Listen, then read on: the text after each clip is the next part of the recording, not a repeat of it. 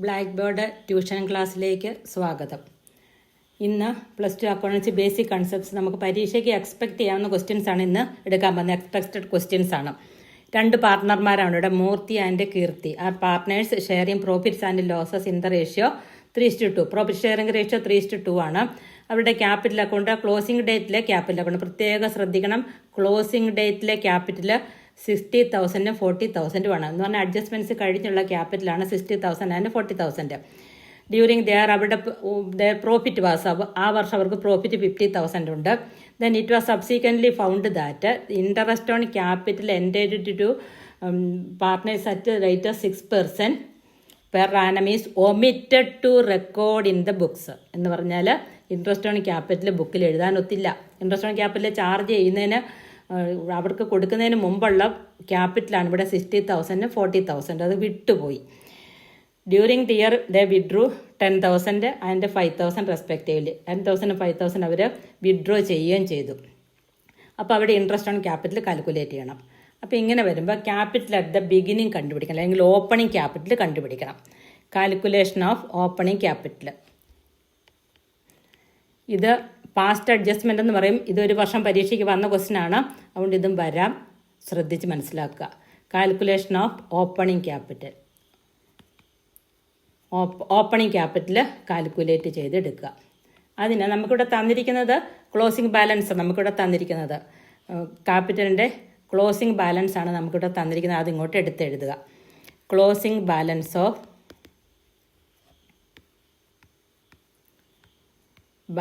Of capital. ക്യാപിറ്റലിൻ്റെ closing balance 2 പേരുടെ തന്നിട്ടുണ്ട്.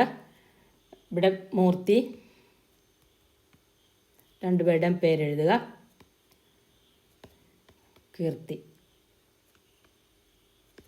ഇവിടെ ക്ലോസിംഗ് ക്യാപിറ്റൽ മൂർത്തിയുടെ 60,000, ദെൻ കീർത്തിയുടേത് 40,000.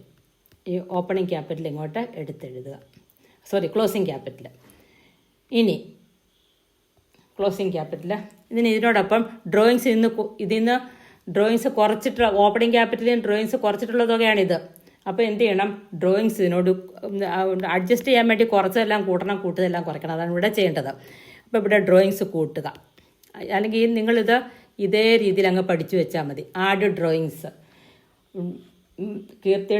മൂർത്തിയുടെ ഡ്രോയിങ്സ് 10,000, കീർത്തിയുടെ ഡ്രോയിങ്സ് 5,000. ഇതിനോടൊപ്പം ആഡ് ചെയ്യുക.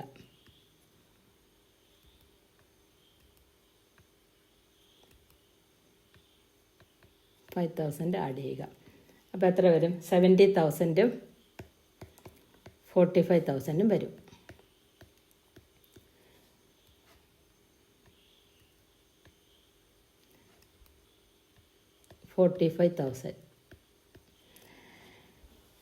ഇനി പ്രോഫിറ്റ് ഓൾറെഡി ക്രെഡിറ്റ് ചെയ്തിട്ടുണ്ട്. ഇവരുടെ പ്രോഫിറ്റ് എത്രയാണെന്ന് പറഞ്ഞിട്ടുണ്ട്. ഇവിടെ പ്രോഫിറ്റ് എത്രയാണ് ആ വർഷത്തെ?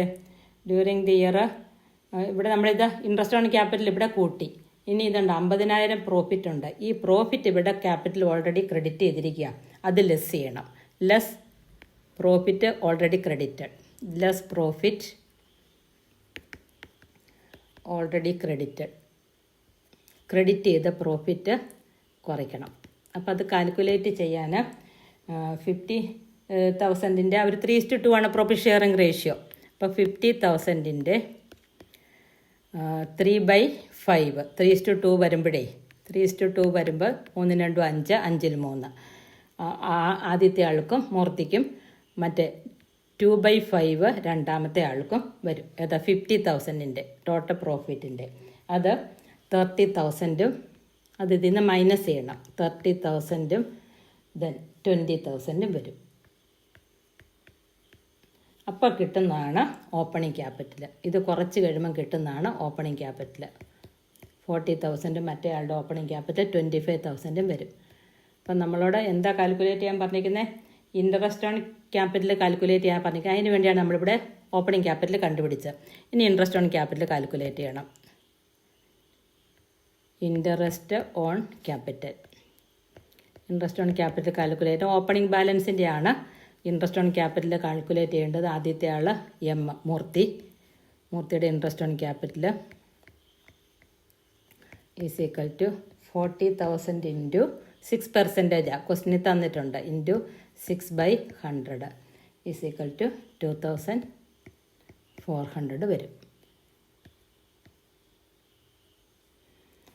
6 4s are 24.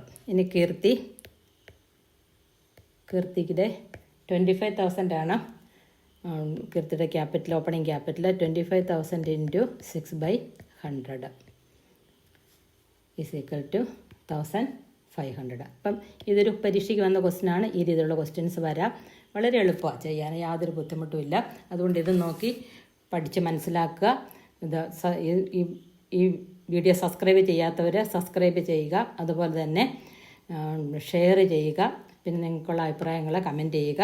ഇന്നത്തെ ക്ലാസ് ഇതോടെ നിർത്തുന്നു. ഇനി മറ്റൊരു മോഡൽ ക്വസ്റ്റ്യൻ ആയിട്ട് അടുത്ത ക്ലാസ്സിൽ എത്താം. Thank you.